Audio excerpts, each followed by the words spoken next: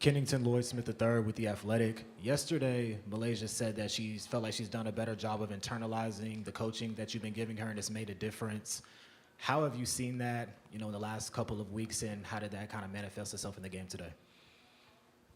I mean, Lay just wants to win. So this is probably the time that she locks in a little bit more than others, because it's win or go home. I mean, there was an instance in this game where I got in her big time. And she was able, like, she 2 months ago, she wouldn't be able to recover from it. 2 months ago, shut down, we probably would have lost the game, because she was the only one that could really, manufacture her own shots and make baskets. But she just wants to win. And I think in those moments is when I feel like I can coach her the most, where she'll listen the most. And then, she'll go back tonight and just kind of reprocess, what happened. And then, we'll talk about it maybe tomorrow, maybe another time. But she's grown to the fact where, it gets hot. It gets hot. Everything's not, spoken in a soft tone. Like it is, the kitchen gets hot when you're trying to survive in the NCAA tournament. So she's got to handle that, and because it's not just going to be me. Her next coach in the WNBA is going to scream too. Like it's what we do. It's our livelihood. It is to get their attention, and I'm glad she responded. Very front. Dawn, I think there was one play when you put Lay back in final 3 minutes where we're maybe motioning to slow down the offense. Then she got to the basket and laid it in. Just do you remember that play? I think I saw you clapping a little bit afterwards. Just I know you've seen this for 2 years, but how just does it keep blowing your mind about how she's able to do that so easily? Well, I mean, I expect it. Actually, I really do. I expect her to do the things that she was doing out there for us. I don't know how it's going to look, because it looks a lot different than most, because she's got a lot of gall to try some of the stuff that she does, but it's just part of who she is, and it's hard to guard, and it's hard to, double, because she's got really good court vision, and she's got really good ability to make layups in traffic, passes in traffic. I mean, her three is pretty good as well. So I think she's just continuing to grow. And the bigger the stage, I think the more she wants to shine. Front row. Hey, Coach. Destiny with the Juice Network. Can you speak on what you're telling your team to keep the momentum going into the second half? Did we have momentum? I just wanted to get a unit out on the floor that could resemble what we practice and how to execute our game plan. It just wasn't working with the combination of players that we had in the first and second quarters. And then the third quarter, we went back to our starters, and it just really didn't feel right, just the fluidity of it. And then, if it's that kind of game, I think Lay is probably the perfect guard that you can call on, to manufacture points. And she did that. And I thought she did a really good job at on the other end of the floor, not dying on screens and, chasing them over the top of screens. And then, everybody just started to flow around her. And we haven't really had to play that way a whole lot. So it was a little bit different, but refreshing to know that, we can call on a youngster and she can come through for us. Second row right here. Andrea Edelson with ESPN.com. It's 2 games in a row now where you've been challenged and tested and had to come back to win games. What have you learned about this group as they've been able to do that? Yeah, we're a resilient group. I mean, we people thought we had the easiest region. I didn't think so. It's not easy at all. It gets harder because we got to play Duke. I just think our team has been through so much. Like they're unshakable. They're unflappable. Our our conference gives us a lot of credit. A confidence to be able to be in a tight-knit game and find a way to win, because that's what it's about at this stage of the game. Is it ugly? Yes. Are people going to say, this doesn't look like a national championship team? Well, we didn't look like one last year to most in the beginning of the season. Probably didn't look like one. We looked like one in 22. 17, we didn't look like one. So I think if we're back to where we don't look like one, and hopefully we can win it, and then we can even it out. Hey, Don, Kareem Copeland, Washington Post. You said you had to get into her a little bit big time. What was the scenario? When was that? And what kind of caused you to kind of have those stern words? It's more, when I get on Lay, it's more of, does she take bad shots? Yes. She makes a living off of making bad shots, which is good. Everybody's not capable of doing that. You can take bad shots and you can never make the bad shots. She makes them. I just like when you take a bad shot, or if you miss a shot, that you get back on defense and you execute like we need to execute. So she was dying on screens a little bit, and then, the guards were posting her up and she was playing behind and allowing just direct entry passes into her player.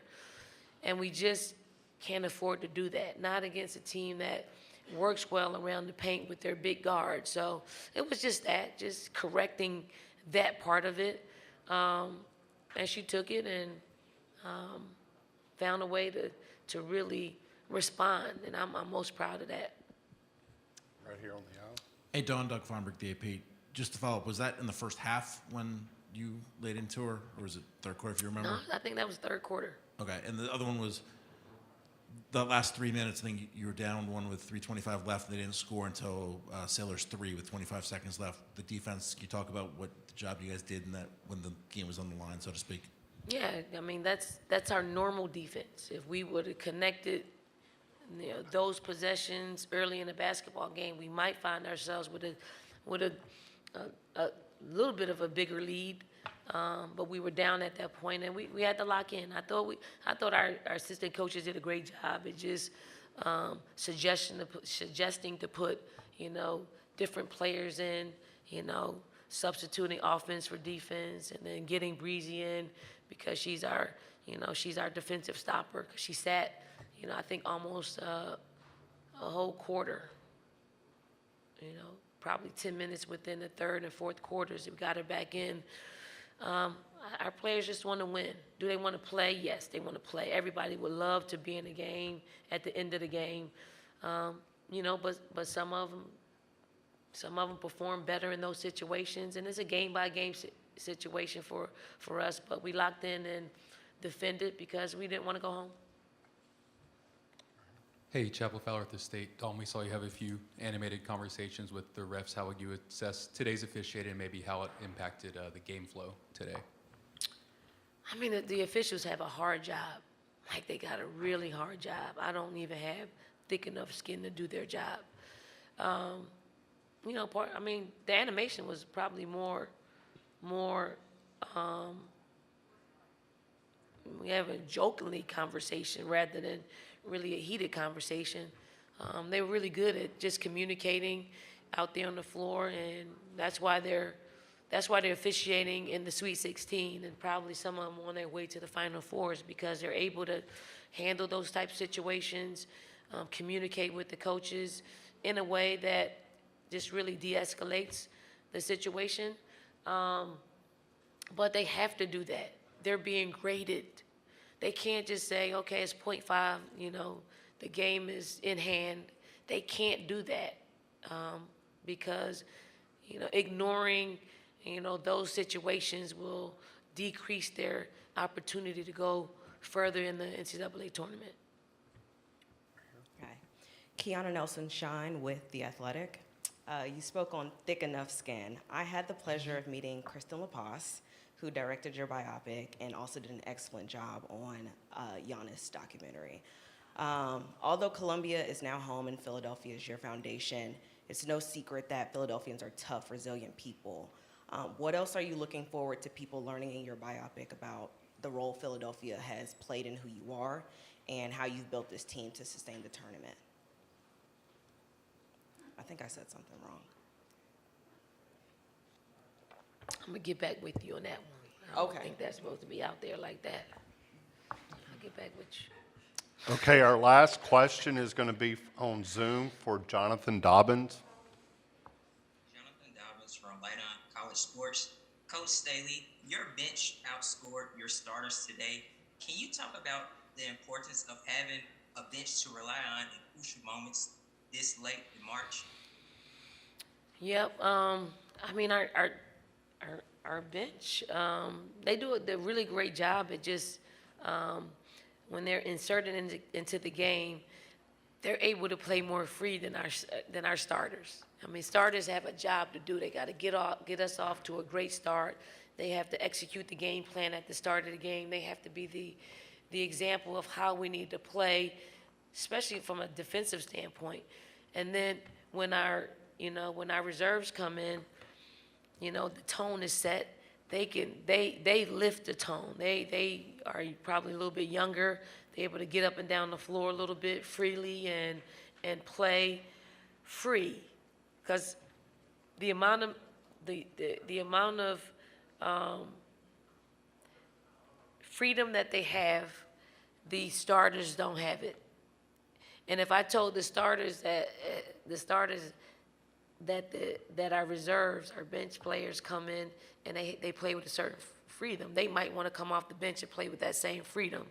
But it's important. I mean, you cannot win a national championship without having depth. You can't. I think I used to recruit and say, hey, come help me win a national championship, right? Until you've won, you really don't know. And then when you've won them, what's the commonality. We've had depth, we've had health. Like when we were at our most healthiest, we win. Like we win a whole lot of basketball games. So knock on wood, we have that, and I hope that we can utilize that on Sunday afternoon when we have to play a really good Duke team.